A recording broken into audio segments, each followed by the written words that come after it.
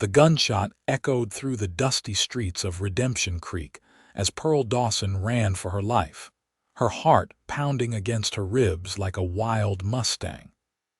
The year was 1878, and in this corner of Arizona territory, a woman alone had few allies and even fewer chances. She clutched a leather-bound journal to her chest, the pages within containing secrets that powerful men would kill to keep buried. Pearl ducked into an alley, her honey-blonde hair falling loose from its pins as she pressed her back against the rough wooden wall of the general store. Blood stained her calico dress, not her own, but that of her murdered father. Tears streamed down her dirt-smudged face as she caught her breath, listening for the sound of pursuing footsteps. 3 days ago, her life had been simple. Working at her father's newspaper, writing stories about local events, dreaming of someday seeing the big cities back east. Now she was a fugitive, accused of a crime she didn't commit, with nowhere to turn and no one to trust. "There she is," a gruff voice shouted. "Get her." Pearl pushed away from the wall and ran again, her boots kicking up dust as she fled toward the edge of town. If she could just reach the wilderness beyond, perhaps she could lose them, find a way to prove her innocence. But as she rounded the corner, she collided hard with something solid and warm. A man's chest, strong hands steadied her, and she looked up into the most startling blue eyes she'd ever seen, set in a sun-bronzed face beneath a worn cowboy hat. For a single heartbeat, time stopped. "Whoa there, miss," he said, his voice deep and smooth as river stones. "Where's the fire?" Before Pearl could answer, heavy footfalls approached and she tensed, ready to bolt again. The man's gaze shifted over her shoulder, his expression hardening as he took in the scene behind her. "Step aside, cowboy," came a commanding voice. "That woman's under arrest." The cowboy didn't move.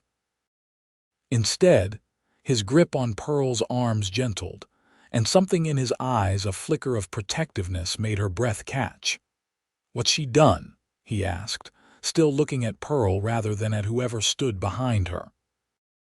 "Murder and theft," the voice replied, and Pearl recognized it now. Sheriff Wade Bolton, a man who'd always looked at her father's newspaper with contempt. "Step aside, stranger. This ain't your business." The cowboy finally shifted his gaze beyond Pearl, his expression unreadable.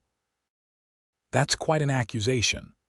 "Got witnesses who saw her fleeing the scene," Sheriff Bolton said. "Her own father's blood on her dress, journal full of bank information stolen from his office. She's guilty as sin." Pearl found her voice at last. "I didn't kill him. I found him that way." "Someone else was there. The sheriff said she was a liar," Bolton cut in, his voice rising with anger. "Been spinning wild tales since we caught up to her, claiming conspiracies and frame-ups. Classic guilty talk." The cowboy looked him in the eye and said, "Then I'll believe her alone." Those simple words, spoken with quiet certainty, silenced everyone in the street. Pearl felt something break loose inside her chest, hope, fragile as a bird's wing. "You're making a mistake," the sheriff warned. "Wouldn't be the first time," the cowboy replied with a hint of a smile that didn't reach his eyes. In one fluid motion, he moved Pearl behind him, shielding her with his body. "But I reckon a man ought to decide for himself who's telling the truth." Sheriff Bolton's face darkened. "You're interfering with the law, stranger." "Name's Ryder Thornton," the cowboy said, touching the brim of his hat. "And I believe in hearing both sides of a story." The sheriff's hand hovered near his holster. "I'm giving you one chance to walk away." "Funny," Ryder replied, his stance relaxed but alert. "I was about to say the same to you." The tension stretched between them like a bowstring pulled too tight. Pearl held her breath, waiting for the snap, for violence to erupt. Instead, Sheriff Bolton spat in the dirt. "This ain't over," he warned. "I'll have both of you in my jail by sundown." "Looking forward to it," Ryder said pleasantly. not moving an inch until the sheriff and his deputies had retreated down the street, throwing dark looks over their shoulders. Only then did he turn to Pearl, his expression softening. "Now, miss, I believe you have a story to tell." Pearl stared at him, this stranger who just put himself between her and the law based on nothing but instinct. "Why did you do that? You don't know me." Ryder Thornton's smile was genuine this time, crinkling the corners of his eyes. "Let's just say I've got a nose for when something doesn't smell right, and that sheriff reeks of trouble." He glanced down the street. "But we shouldn't talk here. You got somewhere safe to go." Pearl shook her head. "No. Everyone in town believes I killed my father." "Then I reckon you're coming with me," he said, leading her toward a chestnut gelding tethered outside the saloon. "I've got a camp outside of town. You can tell me everything there and we'll figure out what to do next." As Ryder helped Pearl onto his horse before swinging up behind her, she realized she was putting her life in the hands of a man she'd just met. But something about him, his calm confidence, the way he'd stood up to the sheriff without hesitation, made her trust him more than anyone she'd known her whole life in Redemption Creek. "Thank you," she whispered as they rode away from town, the desert sunset painting the sky in shades of fire. "Don't thank me yet," he replied, his voice a rumble she felt through her back where it pressed against his chest. "Your troubles just got bigger by adding me to them, but I promise you this, miss. Pearl Dawson. Miss Dawson," he continued, "I'll help you find the truth. Whatever it is." As they rode into the gathering dusk, Pearl clutched her father's journal tighter. Within those pages lay the reason he'd been murdered, evidence of corruption that reached higher than she'd initially realized. Now she had an ally, unexpected and unlooked for.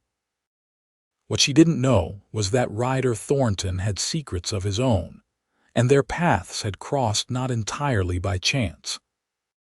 The truth would bind them together in ways neither could imagine, as danger and desire pulled them deeper into a web of conspiracy that threatened not just their lives, but their hearts as well. Ryder's campsite was nestled in a small canyon, sheltered from view by towering red rock formations and a cluster of scrubby juniper trees. A small creek trickled nearby, providing precious water in the arid landscape. He'd chosen the spot carefully defensible, with clear lines of sight and multiple escape routes. As they dismounted, Pearl's legs nearly buckled beneath her. The events of the day, coupled with 3 nights of minimal sleep, had drained her completely. Ryder caught her elbow, steadying her with a gentle touch. "Easy there," he murmured. "When's the last time you ate something?" Pearl tried to remember. "Yesterday, maybe. I've been running since." Ryder nodded, asking no more questions for now. "Sit down by the fire pit. I'll get something cooking." She watched as he efficiently cared for his horse, unsaddling the animal and giving it water before turning to the small camp. He moved with the fluid grace of a man completely at home in the wilderness, his actions economical and practiced. Within minutes, he had a small fire going and a pot of beans heating up, augmented with dried beef and a handful of wild onions. The scent made Pearl's stomach growl audibly, and she blushed. Ryder pretended not to notice, merely handing her a tin cup of water. "Drink slowly," he advised. "Then we can talk while the food cooks." Pearl sipped the water, trying to organize her thoughts. Where to begin? How much to tell this stranger? Everything in her said she could trust him, but her father had taught her to be cautious with trust. "My father ran the newspaper in Redemption Creek," she finally said, her voice stronger than she expected. "The Territorial Chronicle. It wasn't much a weekly paper, mostly local news and advertisements, but he took it seriously. Said a free press was the backbone of democracy." Ryder nodded, stirring the pot of beans. "Sounds like a man of principle." "He was," Pearl confirmed, swallowing past the lump in her throat. 3 weeks ago, he started investigating discrepancies in the county ledgers. Money that should have been going to road improvements, a new schoolhouse. It was disappearing. He tracked it to accounts connected to Mayor Wilson and some of the town council members. And Sheriff Bolton, Ryder guessed. Pearl nodded. The sheriff's brother-in-law is on the council. They're all tangled up together, have been for years. My father gathered evidence, account numbers, dates, amounts. He was going to publish it all in this week's edition. She patted the journal in her lap. This contains all his notes plus copies of bank documents he acquired. So he was killed to silence him, Ryder concluded, his face grim in the firelight. Yes, Pearl whispered. I found him in his office, stabbed through the heart. The sheriff and his deputies arrived minutes later as if they'd been waiting. They took one look at me, covered in his blood from trying to help him, and declared I'd killed him for the money. A bitter laugh escaped her. As if there was any money. We lived simply. Everything went back into the newspaper. And they didn't find this journal. Ryder asked, nodding toward the leather-bound book. It was hidden in a compartment under the floorboards. I grabbed it before I ran. Pearl's fingers tightened on the book. It's all I have left of him, and it's the only evidence that might bring his killers to justice. Ryder served the beans into 2 battered tin plates, handing one to Pearl along with a spoon. Eat, he urged. You'll need your strength. They ate in silence for a few minutes, Pearl suddenly ravenous once the first bite hit her tongue. When she'd scraped her plate clean, she looked up to find Ryder watching her with an unreadable expression. Why are you helping me? She asked directly. You're risking a lot for a stranger. Ryder set his empty plate aside. Let's just say I've seen what powerful men do to protect their interests. And I've seen how easily justice can be perverted when the law itself is corrupt. There was something in his tone that spoke of personal experience, but Pearl didn't press. Everyone in the West had stories they kept close. What do we do now? She asked instead. I can't go back to town. No, you can't, Ryder agreed. But there's a federal marshal in Silver Springs, 2 days' ride from here. Territorial corruption falls under federal jurisdiction. If we can get your father's evidence to him, he might be able to help. Pearl repeated, hope flickering to life. Ryder's eyes met hers across the fire, steady and resolute. I said I'd help you find the truth, and I meant it. I'll get you to Silver Springs. Thank you, Pearl said, feeling the inadequacy of the words. I don't know how I'll ever repay you. No need, Ryder replied, rising to his feet. Let me show you where you can clean up. There's a small pool downstream that's private enough. I have a spare shirt you can change into. It'll be too big, but at least it's not. He gestured to her blood-stained dress. Pearl looked down at the rust-brown stains. Her father's blood dried into the fabric and felt tears threaten again. She forced them back. That would be wonderful. Ryder led her to a secluded spot where the creek widened into a small, clear pool. He handed her a clean flannel shirt, a sliver of soap, and a threadbare but clean towel. I'll be back at camp. Take your time, he said, turning to leave. Mr. Thornton, Pearl called after him. He paused, looking back over his shoulder. I've been running for days, afraid of everyone I met. You're the first person who believed me. I won't forget that. A small smile touched his lips. Get some rest, Miss Dawson. Tomorrow comes early out here. As Pearl washed away days of fear and grief in the cool creek water, she wondered about the cowboy who'd stepped into her nightmare and offered a way out. Ryder Thornton was a puzzle, gentle in manner but hard in experience, educated in speech but rough in appearance. There was a story there, one she hoped to learn. What she didn't know was that Ryder was sitting back at the campfire, turning her father's journal in his hands, finding confirmation of suspicions he'd harbored for months. His path to Redemption Creek hadn't been accidental, and Pearl Dawson wasn't the only one seeking justice. But as he heard her soft footsteps returning to camp, he carefully replaced the journal where she'd left it. Some truths would have to wait for the right time. Dawn broke over the desert in a symphony of color purples and pinks giving way to fiery oranges and golds that painted the sandstone cliffs in ever-changing light.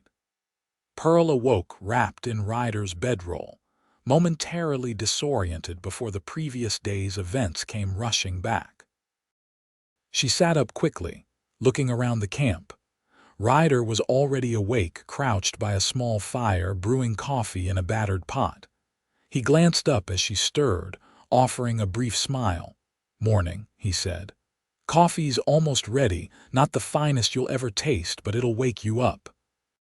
Pearl pushed her tangled hair from her face, suddenly self-conscious in his overlarge shirt, her hair loose around her shoulders. She'd never been alone with a man who wasn't family before, certainly not one as handsome as Ryder Thornton. Yet there was nothing improper in his manner. He treated her with a respectful distance that put her at ease. "Thank you," she said, accepting the tin cup he offered moments later. "For everything." Ryder nodded, turning to pack up the few items scattered around camp. "We should get moving soon. Bolton strikes me as the persistent type, and he's got reason enough to want to find you."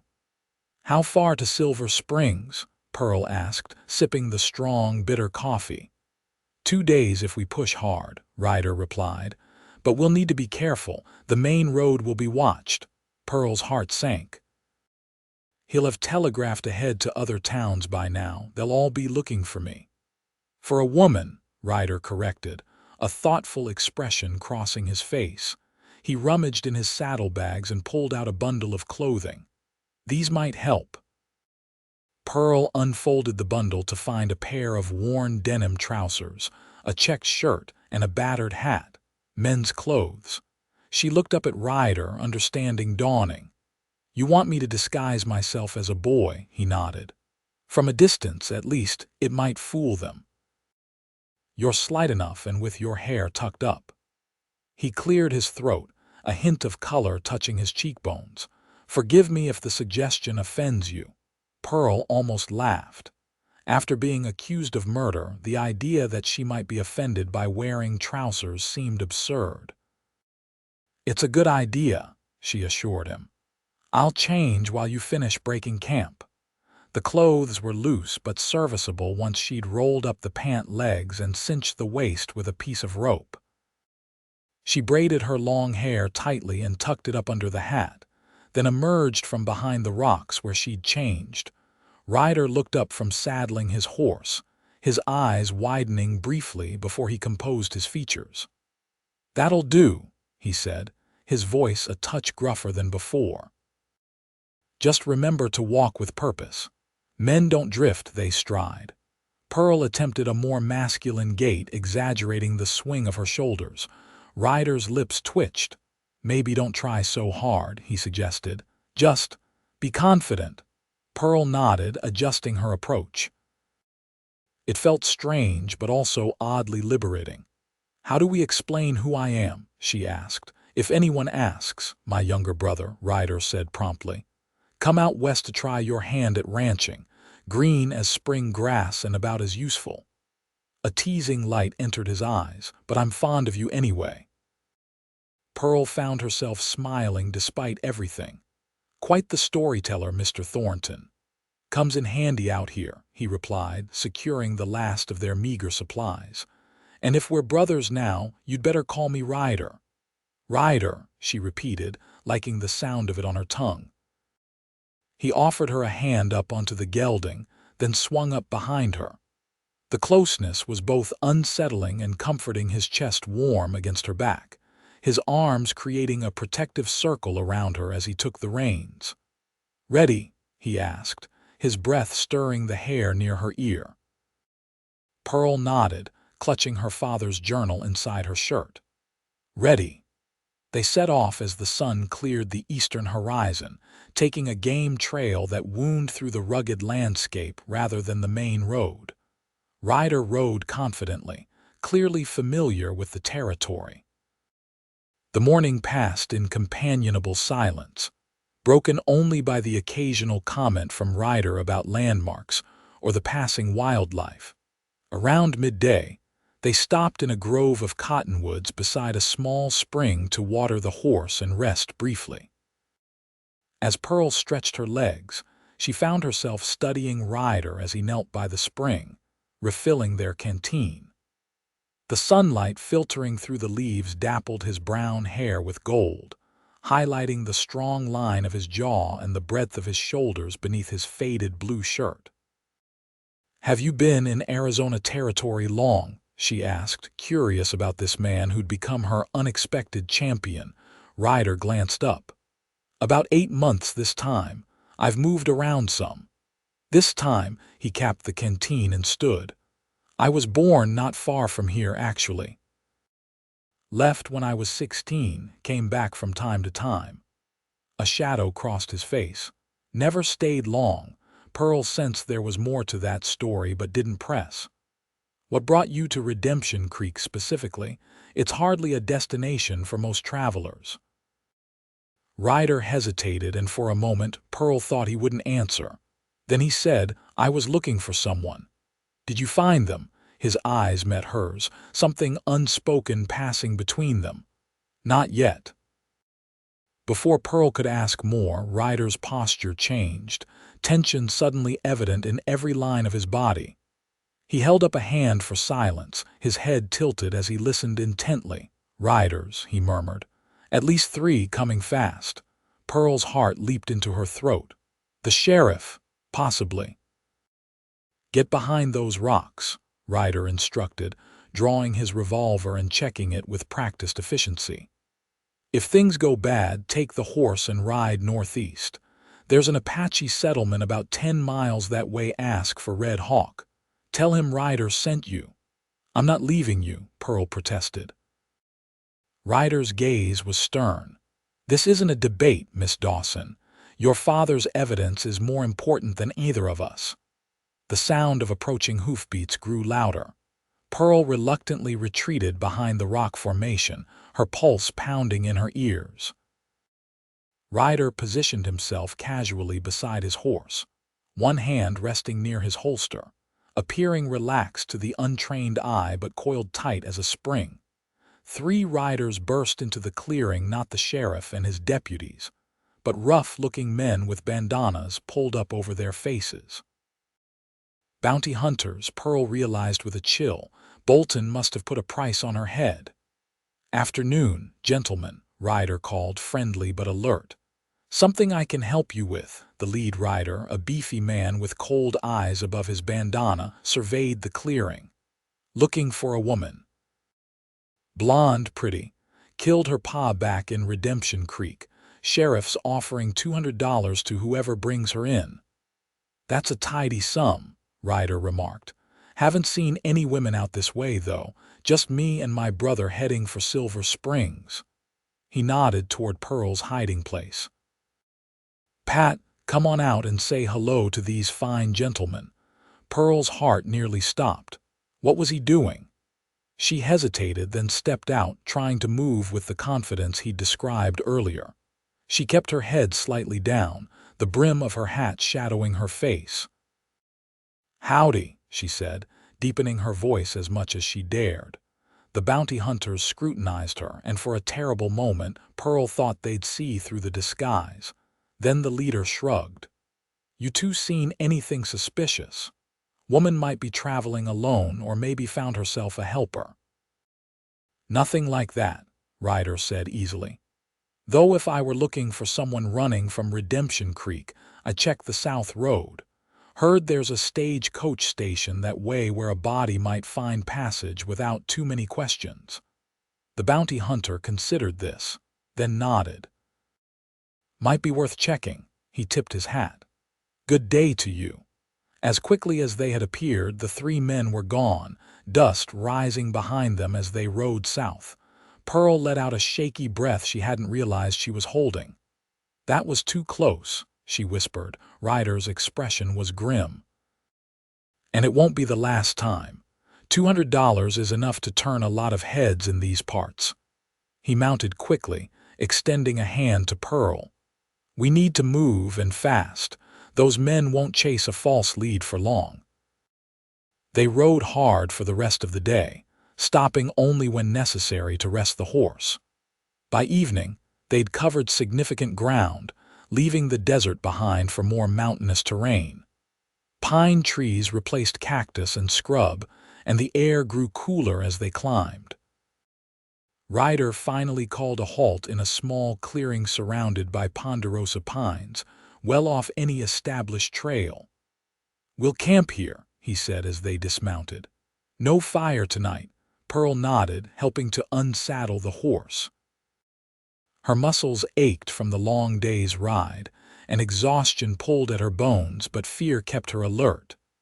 "Do you think they'll find us?" "Not tonight," Ryder assured her. "We've covered our tracks well, but tomorrow we'll need to be even more careful." He paused, studying her face in the fading light. "You're doing well, Pearl. Most people would have broken down by now." The unexpected praise warmed her. "I don't have the luxury of breaking down, not until I've cleared my name and brought my father's killers to justice." Ryder smiled, a real smile that transformed his rugged features. "You remind me of someone." "Who?" Pearl asked, curious. A shadow passed over his face. "My mother. She had that same determination." He turned away, busying himself with their meager supplies. "We should eat something, then get some rest." They shared a cold supper of jerky and hardtack, sitting close for warmth as night fell and the temperature dropped. Without a fire, darkness enveloped them quickly, the stars emerging in breathtaking profusion overhead. "It's beautiful," Pearl murmured, gazing upward. "I've never seen so many stars." "One of the few advantages of being on the run," Ryder commented dryly. "You get to appreciate the night sky from places few people ever see." Pearl glanced at him, catching something in his tone. "You speak from experience." It wasn't a question, but Ryder answered anyway. "Yes." The simple admission hung between them. Pearl waited, sensing there was more he might say if given time. "I was 16 when I left home," Ryder finally continued, his voice low. "My father was killed shot in the back while working his claim.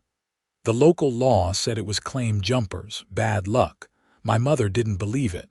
She started asking questions, pushing for a real investigation." Pearl's breath caught. The parallels were unmistakable. "What happened?" "She was found dead 3 weeks later.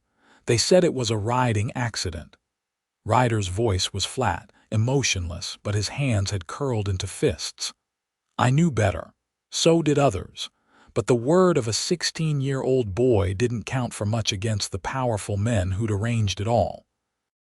"So you left?" Pearl whispered. Ryder nodded, his face a study in controlled pain. "I had a choice: leave or die trying to fight them. I chose to leave, to grow stronger, to learn everything I could. I promised myself I'd come back someday and make it right." Understanding dawned. "That's why you believed me, why you're helping me." "Partly," Ryder admitted. "When I heard about a newspaper editor killed and his daughter accused, it was familiar, but it's more than that now." His eyes met hers in the darkness. "I believe you because I see the truth in you, Pearl. You're not capable of what they've accused you of." The certainty in his voice made her throat tight with emotion. "Thank you," she managed. Ryder cleared his throat, suddenly uncomfortable with the intensity of the moment. "We should sleep. I'll take first watch, wake you in a few hours." Pearl settled into his bedroll, pulling it close around her against the mountain chill. As sleep began to claim her, she found herself wondering about this complex man who'd entered her life so unexpectedly. He carried his own wounds, his own quest for justice, yet had set it aside to help her. In the morning, they would continue their journey, the danger growing with each mile closer to Silver Springs. But for now, with Ryder's solid presence nearby keeping watch, Pearl felt something she hadn't expected to feel again after finding her father murdered safe.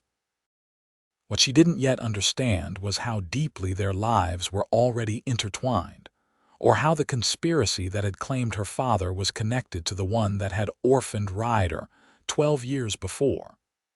The truth waited in Silver Springs along with dangers neither of them fully anticipated. Morning arrived with a light mist clinging to the pines, lending the forest an otherworldly quality. Pearl awoke to find Ryder already up, checking his revolver with methodical care. He acknowledged her with a nod but remained silent, his expression tense. "What is it?" she asked, instantly alert. "Not sure," he replied, holstering his weapon. "Just a feeling. We should move quickly today." They broke camp efficiently, leaving as little trace of their presence as possible. As Ryder helped Pearl onto the horse, his hands lingered briefly at her waist, a touch that sent unexpected warmth through her despite the morning chill. Their eyes met for a moment before he looked away, a muscle working in his jaw. "We'll reach the main road to Silver Springs by midday," he said, swinging up behind her. "It's risky, but we need to make better time." They rode in tense silence, both scanning the surrounding forest for signs of pursuit.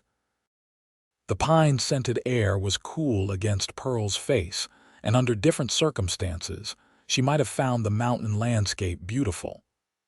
Now, every shadow concealed potential danger, every snapping twig a warning. By noon, the trees thinned, revealing a well-traveled dirt road winding through the foothills toward the valley below. In the distance, Pearl could make out the sprawl of Silver Springs, a substantial town that had grown around the mining operations in the surrounding mountains. "There it is," Ryder said, reining in at the forest's edge. "Federal Marshal's office is on the main street near the courthouse." "We made it," Pearl breathed, relief washing through her. After days of running, safety seemed tantalizingly close. "Not quite yet," Ryder cautioned. "We still need to get into town without being spotted."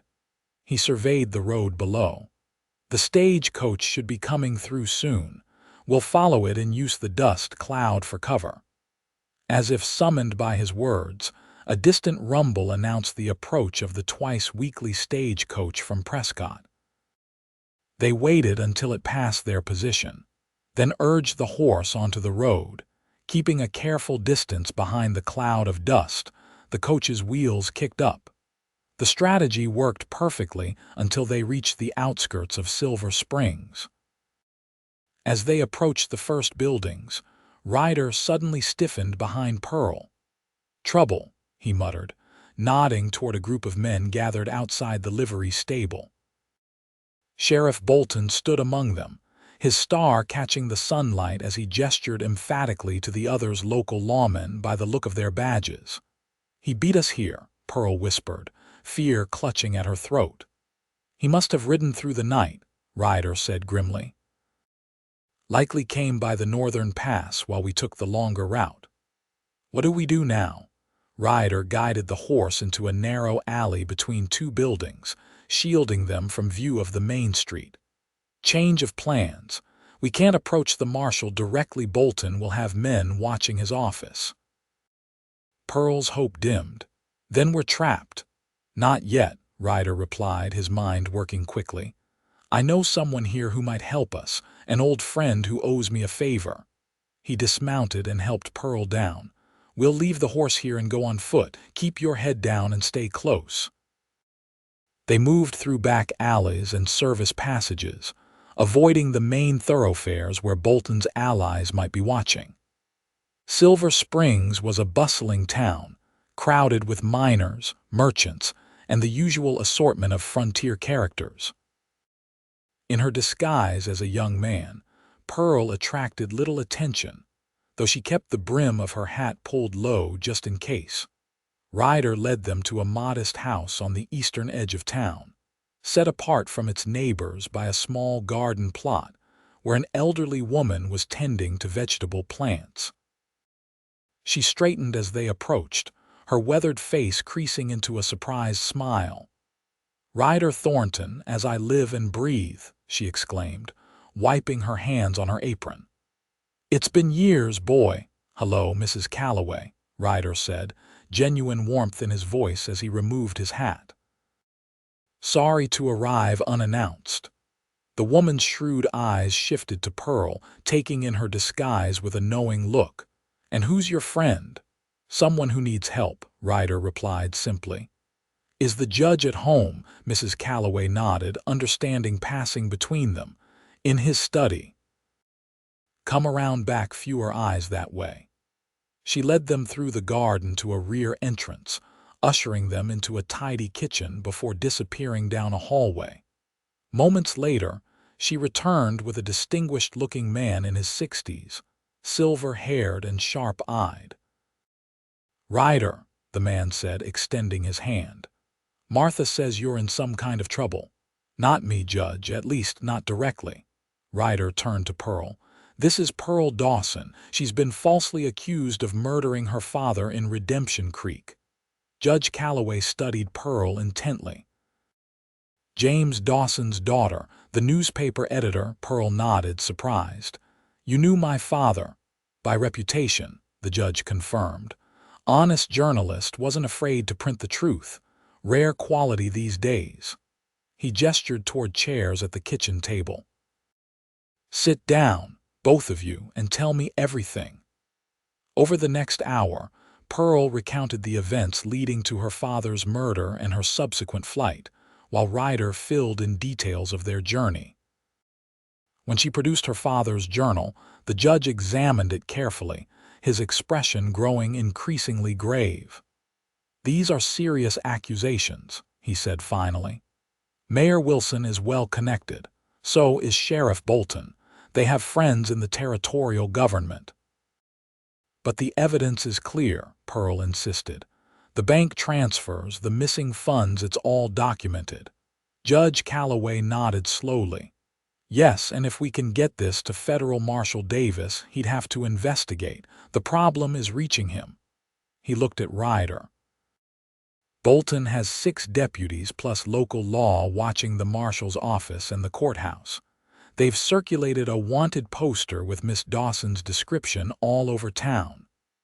"Then we need another way to reach the marshal," Ryder said.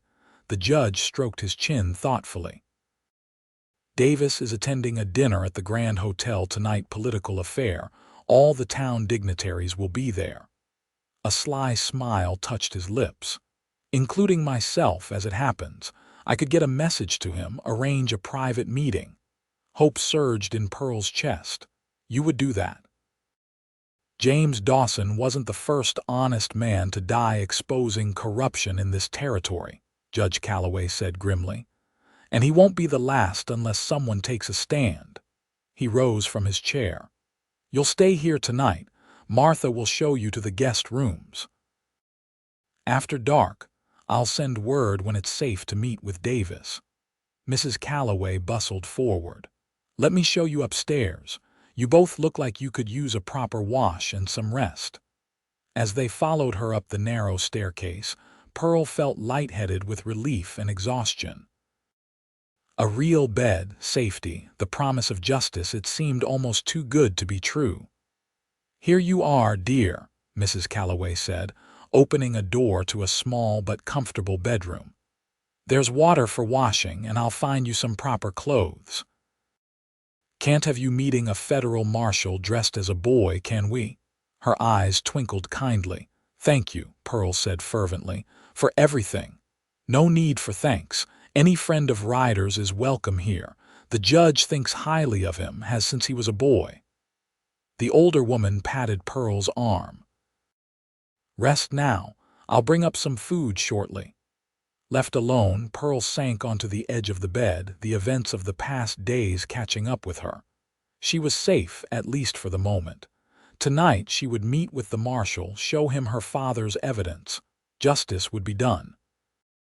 Yet as she lay down, Pearl found her thoughts turning not to the coming meeting but to Ryder. He'd risked everything for her, a woman he barely knew. Why? Was it simply because her situation echoed his own past tragedy, or was there something more developing between them? The thought brought a flush to her cheeks. She'd never been one for romantic fantasies, too practical and focused on helping her father with the newspaper. But there was something about Ryder Thornton that stirred feelings she'd never experienced before, a warmth that had nothing to do with gratitude. As she drifted toward sleep, Pearl wondered what would happen after tonight. If all went well, Bolton and his conspirators would face justice. Her name would be cleared. She would be free to return to Redemption Creek to rebuild her life. But would Ryder be part of that life? Or would he move on, a drifting cowboy with his own ghosts to chase? The question followed her into dreams, where blue eyes watched her from beneath the brim of a worn hat, and a deep voice promised, "I'll believe her alone." Pearl awoke to a soft knock at her door. Mrs. Calloway entered, carrying a tray of food and a bundle of clothing. "Evening, dear," she said cheerfully. "Brought you some supper and something to wear. It's not the height of fashion, but it should fit well enough." Pearl sat up, surprised to see that the light outside had dimmed to dusk. She'd slept the afternoon away. "Thank you, Mrs. Calloway." The older woman set down the tray and unfolded a simple but elegant dark blue dress. "This was my daughter's. She's out in California now, married a banker." Pride colored her voice. "She won't mind you borrowing it." Pearl ran her fingers over the soft fabric. After days in men's clothing, the prospect of a proper dress was appealing. "It's beautiful." Mrs. Calloway smiled. "Eat your supper, then get dressed. The judge has sent word Marshal Davis will meet you at 9 o'clock in the back room of the assayer's office. It'll be closed for business, but the marshal has a key." "Is Ryder awake?" Pearl asked, trying to sound casual. "Been up for hours," Mrs. Calloway replied with a knowing look. "That boy never could sit still when there was work to be done." "He's downstairs with the judge, going over the plan for tonight." After the older woman left, Pearl ate quickly, then washed and changed into the borrowed dress. It fit surprisingly well, though she had to pin the bodice slightly to accommodate her slimmer frame. She brushed out her long blonde hair, leaving it loose around her shoulders, partly because she had nothing to pin it up with, and partly because she remembered the way Ryder had looked at her when he'd first seen it down at the creek. When she descended the stairs, conversation in the parlor stopped abruptly. Judge Calloway rose politely from his armchair, but Pearl's eyes sought out Ryder, who stood by the fireplace. He'd cleaned up as well, his face freshly shaved, his hair damp from washing. He wore the same clothes, but they too had been brushed clean of trail dust. His eyes widened slightly when he saw her, tracking her descent with an intensity that made her cheeks warm. "Miss Dawson," he said, his voice lower than usual, "you look more convincing than as your brother Pat." She suggested with a small smile. A corner of Ryder's mouth quirked up. "Considerably." Judge Calloway cleared his throat. "I've explained the arrangement to Ryder. I'll leave for the dinner shortly, make my appearance, then slip out to confirm the marshal is willing to meet. Martha will signal from the window when it's time for you to go." "What about Sheriff Bolton?" Pearl asked. "Won't his men be watching the streets?" "Most of them will be occupied at the Grand Hotel," the judge explained. "Security for all the territorial officials attending the dinner. And you'll be taking the back ways regardless." "I'll be with you," Ryder added. "No one's looking for me, and in that dress, you don't look much like the wanted poster they've circulated." Judge Calloway donned his coat and hat. "I should be going. Remember, wait for Martha's signal, then go directly to the assayer's office. The back entrance will be unlocked." After he left, a tense silence fell over the house. Mrs. Calloway busied herself with knitting, though Pearl noticed she kept glancing at the clock.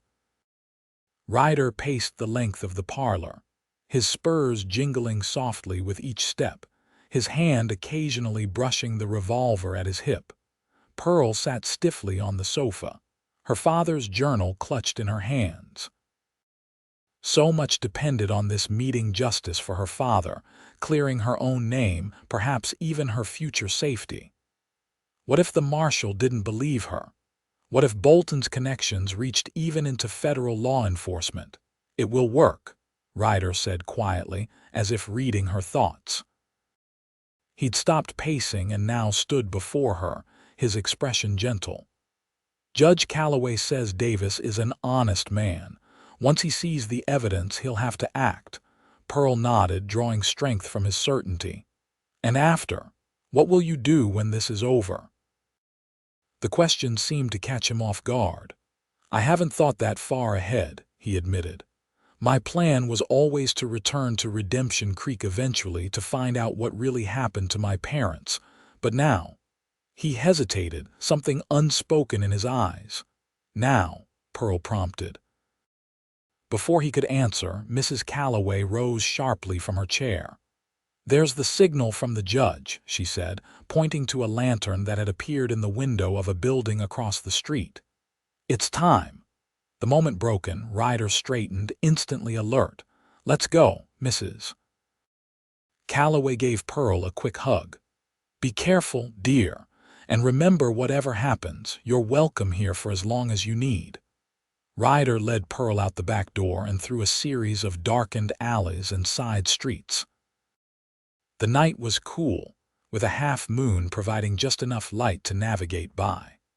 Few people were about. Most of the town's social elite were at the dinner at the Grand Hotel, while the working folk were either at home or in the saloons. "Almost there," Ryder murmured as they approached a solid brick building with Territorial Assayer's office emblazoned across its front in gold letters. They circled to the rear, where a single lantern burned low beside a wooden door. Ryder tried the handle.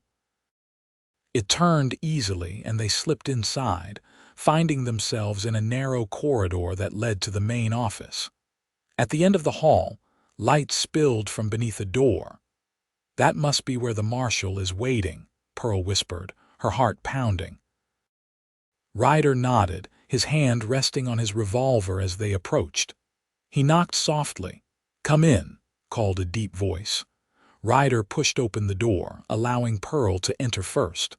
A tall man in a dark suit stood behind a desk, a federal marshal's badge gleaming on his lapel.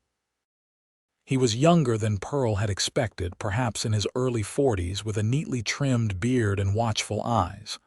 "Miss Dawson," he said, nodding to her, then to Ryder. "Mr. Thornton, Judge Calloway spoke highly of you both." He gestured to chairs opposite the desk. "Please sit down." "We don't have much time." Pearl took a seat, placing her father's journal on the desk between them. "Thank you for agreeing to meet us, Marshal Davis. I know it's a risk." Davis waved off her concern. "It's my job to uphold federal law in this territory, regardless of who it offends." He reached for the journal. The judge mentioned evidence of embezzlement and corruption. "Yes," Pearl confirmed, opening the journal to the relevant pages. "My father documented everything: funds diverted from territorial projects, falsified accounting, bribes paid to officials. Mayor Wilson and Sheriff Bolton are at the center of it, but there are others involved as well." The marshal examined the pages with growing interest, occasionally making notes on a pad beside him. "This is comprehensive work," he commented. "Your father was thorough." "It got him killed," Pearl said quietly. Davis looked up sharply. "You witnessed his murder?" "No," Pearl admitted. "I found him afterward, but I know he was killed because of what he discovered. The timing is too convenient. He was planning to publish all of this in the next edition of his newspaper." "And Sheriff Bolton immediately accused you," Ryder added, speaking for the first time since they'd entered. "Without investigation, without evidence." It was a frame-up to divert attention and discredit James Dawson's work. Marshal Davis studied Ryder with increased interest. Judge Calloway mentioned you have personal experience with the corruption in Redemption Creek, Mr. Thornton. Ryder's jaw tightened. My parents, Walter and Eliza Thornton. 12 years ago. My father was killed at his mining claim, my mother in a supposed riding accident 3 weeks later. They discovered similar corruption, mining rights being stolen, claims jumped with the law looking the other way. A flicker of recognition crossed Davis's face. I remember those cases. I was deputy marshal then, just starting out. He frowned. There wasn't enough evidence to pursue federal charges. Because it was buried, Ryder said bluntly. Just like they tried to bury what James Dawson found. Pearl stared at Ryder, pieces falling into place. This wasn't just about helping her. He'd come to Redemption Creek seeking answers about his own parents' deaths. The coincidence of her situation must have seemed like providence.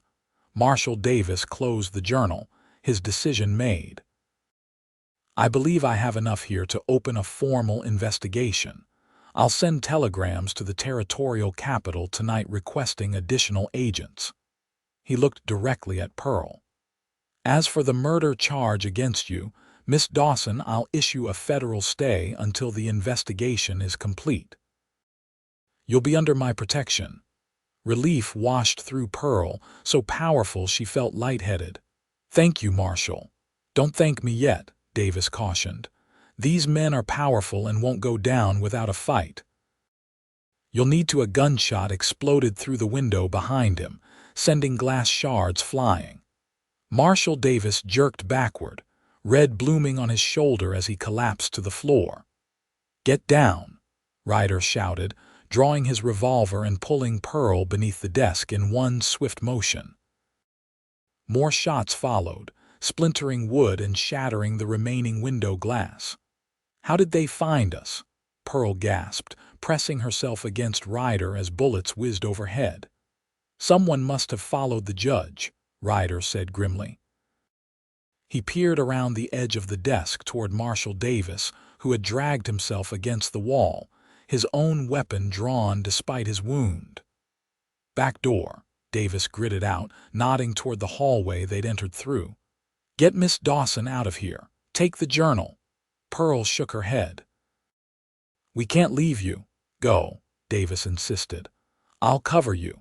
This evidence needs to reach the territorial capital. There's a U.S. attorney there named Harrington who can be trusted. He pressed a badge into Ryder's hand. Deputy Marshal's credentials, mine from when I started.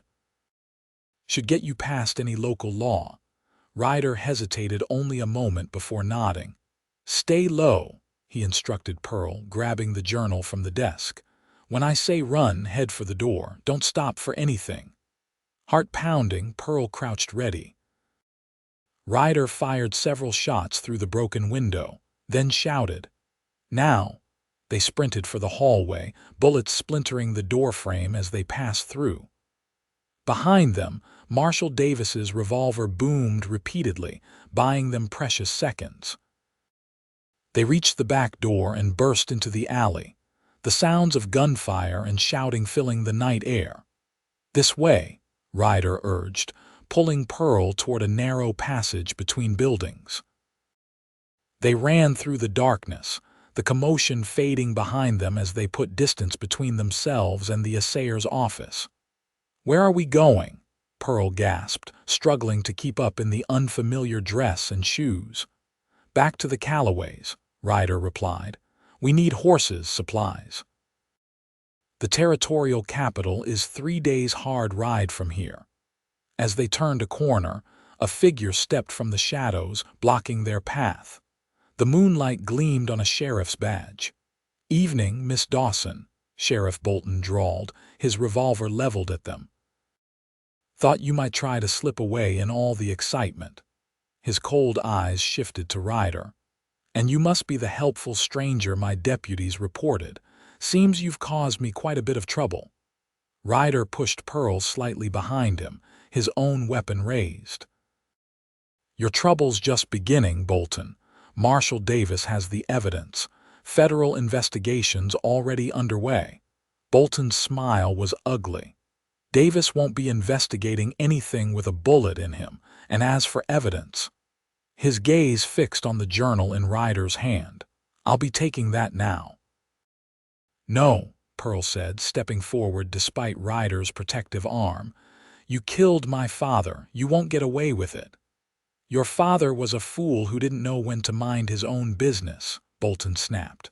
Just like you. He cocked his revolver.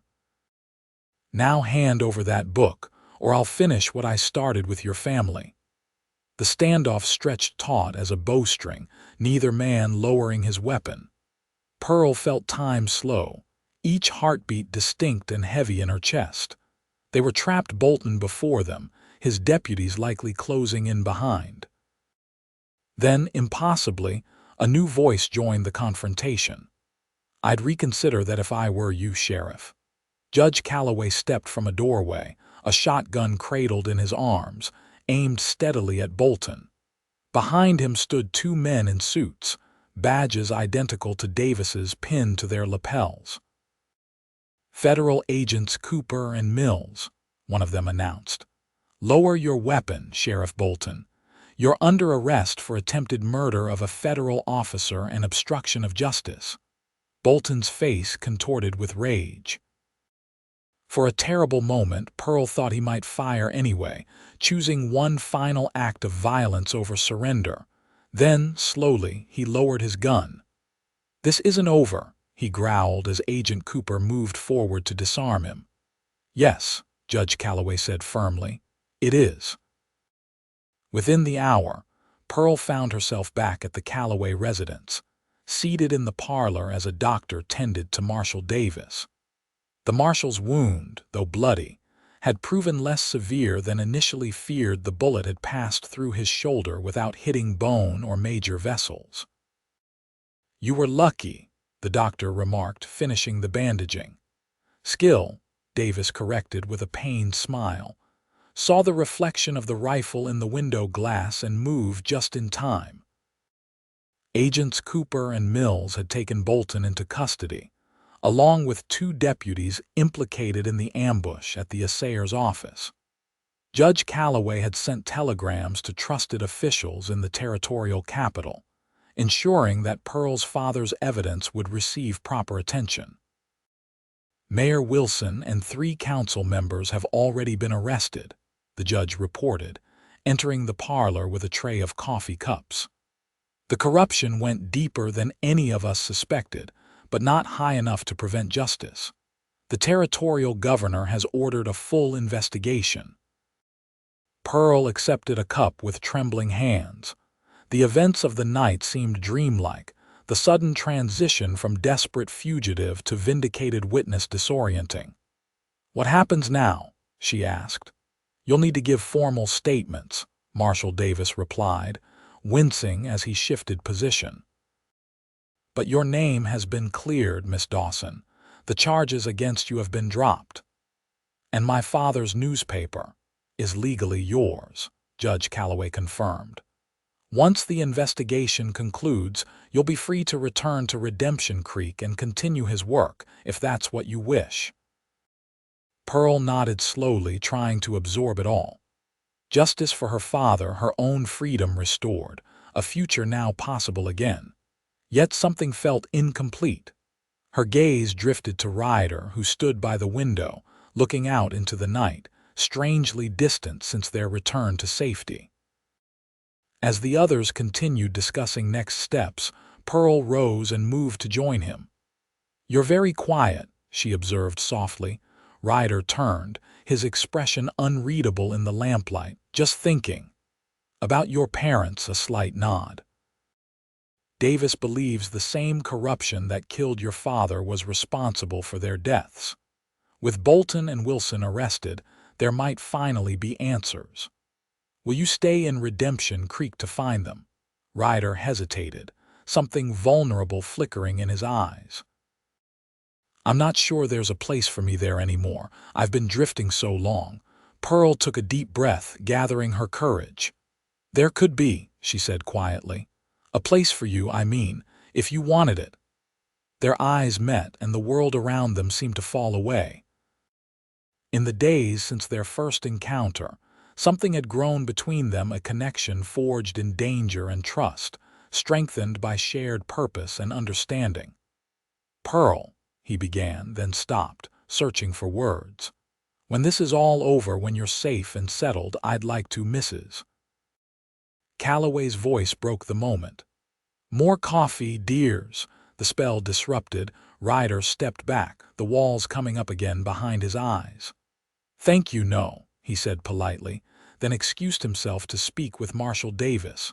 Pearl watched him go, disappointment and confusion warring within her. Had she misread his feelings? Or was there something else holding him back? She had no chance to ask. The next morning brought federal agents with formal statements to be taken, arrangements to be made for transport to the territorial capital, where she would testify against Bolton and the others. In the flurry of activity, she barely saw Ryder, who seemed to be deliberately keeping his distance. It was only as she was preparing to board the stagecoach with her federal escort that he appeared at her side, his expression solemn. "I wanted to say goodbye," he said, his voice rough. "And to give you this." He pressed something into her hand, a small wooden carving of a bird in flight. "Made it last night, not much of a craftsman, but—" Pearl closed her fingers around the gift, emotion tightening her throat. "You're leaving?" "Heading north for a while. There's a ranch in Wyoming that's been looking for experienced hands." He shifted uncomfortably. "Figure it's best this way." "Best for whom?" Pearl asked, unable to keep the hurt from her voice. Ryder looked away. "You deserve better than a drifter with nothing to offer, Pearl. Once the excitement fades, you'd see that." "Shouldn't I be the one to decide what I deserve?" Pearl challenged, finding her courage again. "You believed me when no one else would. You risked everything to help me. That's not nothing, Ryder Thornton." His eyes met hers, conflicted and yearning. "Pearl, Miss Dawson, we need to depart," called the federal agent from the stagecoach. Pearl clutched the wooden bird tighter. "Promise me something," she said quickly. "When you've finished in Wyoming, when you're ready to stop drifting, come to Redemption Creek. The Territorial Chronicle will need stories from across the territory. Who better to write them than someone who's seen it all?" A ghost of a smile touched Ryder's lips. "Is that a job offer, Miss Editor?" "It's whatever you want it to be," Pearl replied softly. "Just don't disappear, Ryder." "Not again." He touched the brim of his hat, a gesture somehow both formal and intimate. "I promise." As the stagecoach pulled away, Pearl watched his figure grow smaller in the distance, the wooden bird warm in her palm. She didn't know if or when she would see him again, but for the first time since her world had shattered, she felt something beyond the drive for justice, hope, fragile but persistent, for a future not yet written. What she couldn't see was Ryder watching long after the stagecoach had vanished from view. His own heart pulled in two directions for the first time in years. North to Wyoming and the anonymity of ranch work, or back to Redemption Creek, to a woman with honey blonde hair and the courage of a lioness. The choice would have to wait. But the seed had been planted, and in the fertile soil of possibility it had already begun to grow. 6 months passed, turning the Arizona summer to autumn and then to the cooler days of early winter.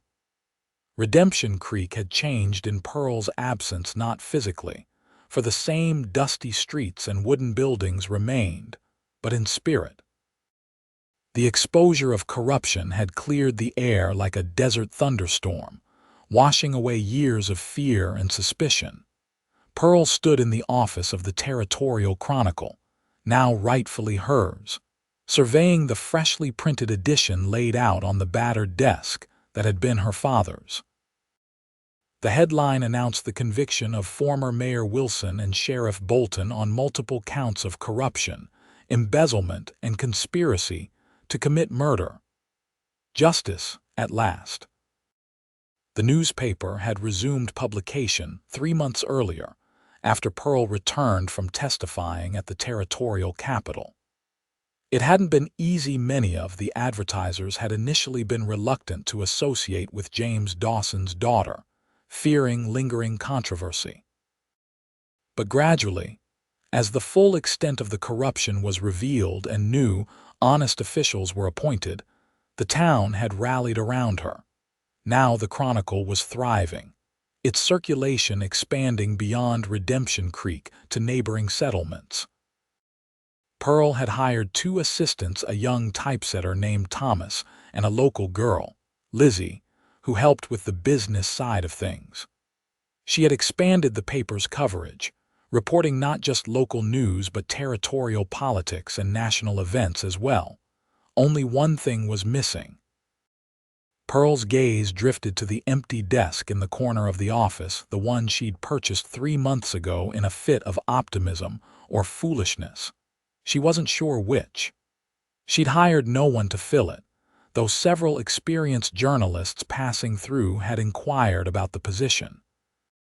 She was waiting, though as the months passed with no word, her hope dimmed like a lantern running low on oil. "Miss Dawson," Lizzie called from the front room. "There's someone here to see you." Pearl sighed, tucking a stray strand of hair behind her ear. Probably another merchant wanting to discuss advertising rates. "Send them in, please." She didn't look up immediately when the door opened, busy gathering the scattered pages of the next edition's draft. The headline's good, but the story could use more detail about how the conviction will affect local governance going forward. The deep voice, familiar as her own heartbeat, though she hadn't heard it in half a year, froze Pearl in place. Slowly, she raised her eyes.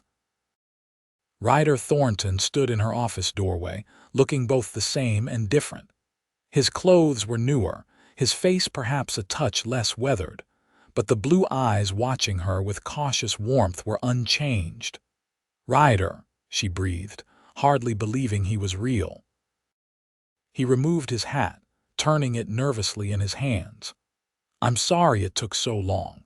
Wyoming was colder than expected, had to wait for the mountain passes to clear before heading south." Pearl found herself unable to move, afraid that if she did, this apparition might vanish like morning mist. "You came back. I promised I would." He took a tentative step forward. "I heard about the convictions. Your father would be proud of what you've accomplished." Pearl managed a nod, her throat tight with emotion. "It's been busy." An awkward silence fell between them, months of absence and unspoken feelings creating a gulf neither seemed to know how to bridge. Ryder glanced at the empty desk, then back at Pearl, a question in his eyes. "Is that position still available?" he asked finally. For someone to write stories from across the territory, the hope Pearl had kept banked flared suddenly bright. "The desk has been waiting," she said softly. "So have I." Something in Ryder's expression shifted, the caution giving way to a certainty that took her breath away. In 3 strides, he crossed the office to stand before her, close enough that she could see the flecks of gray in his blue eyes, smell the scent of pine and leather that she'd dreamed about for months. "I spent the winter thinking," he said, his voice low and intent. "About drifting and settling. About the past and the future. About a woman who believed in me when I didn't believe in myself." Pearl's heart thundered in her chest. "And what did you decide?" "That some journeys aren't about the distance traveled, but about finding your way home." His hands, strong and gentle, came up to frame her face. "If you'll have me, Pearl Dawson, I'd like to stop drifting." The months of waiting, of uncertainty, dissolved like sugar in hot coffee. Pearl rose on tiptoe, closing the last distance between them. "Welcome home, Ryder Thornton." Their lips met in a kiss that felt like both a beginning and a culmination, tender at first, then deepening as Pearl's arms wound around his neck and Ryder pulled her closer, as if trying to erase the months of separation in a single embrace. When they finally broke apart, both breathless, Ryder rested his forehead against hers. "I should have done that 6 months ago," he murmured, Pearl smiled, joy bubbling up inside her like a desert spring. Better late than never, Cowboy. A discreet cough from the doorway reminded them they weren't alone. Lizzie stood there, eyes wide, a stack of mail clutched to her chest. "Sorry to interrupt, Miss Dawson, but the printer needs to know if we're adding that piece about the new railroad coming through." Pearl reluctantly stepped back from Ryder's embrace, though she kept hold of his hand. "Yes, tell him to include it, front page below the fold." As Lizzie retreated, Pearl turned back to Ryder with a mock-serious expression. "You see what you're getting yourself into. Deadlines, late nights, ink stains on everything you own." "Sounds perfect," Ryder replied, his smile reaching all the way to his eyes. "But I was hoping for something more than just the job." Pearl squeezed his hand. "I think that can be arranged." In the months that followed, Redemption Creek witnessed the revival not just of its newspaper but of its heart. The Territorial Chronicle flourished under the joint leadership of Pearl Dawson and Ryder Thornton, she handling the business and local reporting, he traveling the territory for stories that brought the wider world to their readers' doorsteps. Their partnership extended beyond the professional. 3 months after Ryder's return, on a clear spring morning, they were married in Judge Calloway's garden in Silver Springs, surrounded by friends who had helped them find justice in each other. Marshall Davis, fully recovered from his wound, stood as Ryder's best man while Mrs. Calloway wept happy tears as Pearl walked down the garden path in a gown of ivory satin. "Never seen two people more meant for each other," the judge remarked during the celebration afterward. "From the moment he said he'd believe her alone, I knew where this was headed." Ryder, overhearing, pulled Pearl closer to his side. "Best decision I ever made," he murmured against her hair.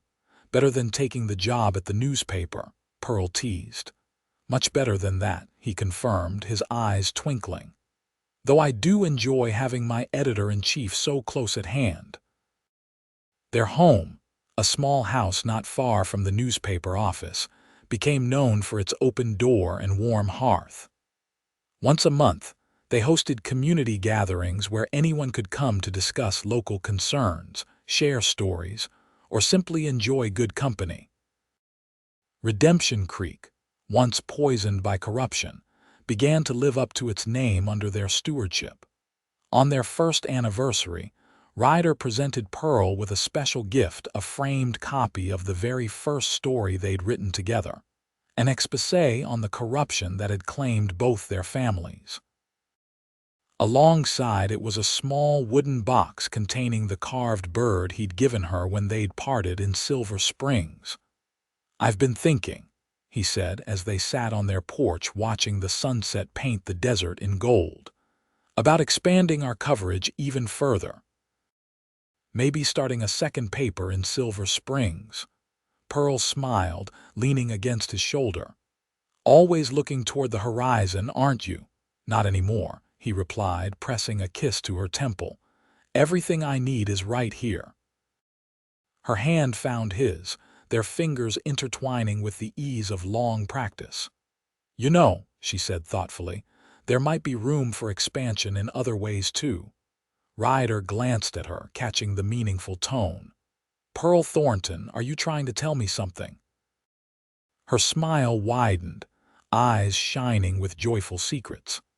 "Let's just say the Chronicle might need to announce a new arrival in about 7 months. Ryder's expression transformed, wonder and love and excitement all mingling in his features.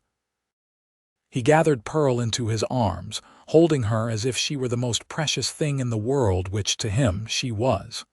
"A baby," he whispered, voice thick with emotion. Pearl nodded against his chest. "A new chapter." As the stars began to emerge in the darkening sky, they sat wrapped in each other's embrace, planning and dreaming. From the tragedy that had brought them together had blossomed something beautiful, and enduring, a love born of trust, when trust was hardest to give. of belief when doubt would have been easier. In years to come, their children would ask for the story of how they met, and Ryder would begin it the same way each time. There was a day when the sheriff said she was a liar, and I looked him in the eye and said, "Then I'll believe her alone." And Pearl would smile, remembering how those words had changed everything. Their love story, like the newspaper they built together, became part of Redemption Creek's legacy, a testament to the power of truth, justice, and the courage to stand alone if necessary, but the blessing of never having to. For in each other, they had found not just love, but home, the end of one journey and the beginning of countless others. Each one traveled side by side,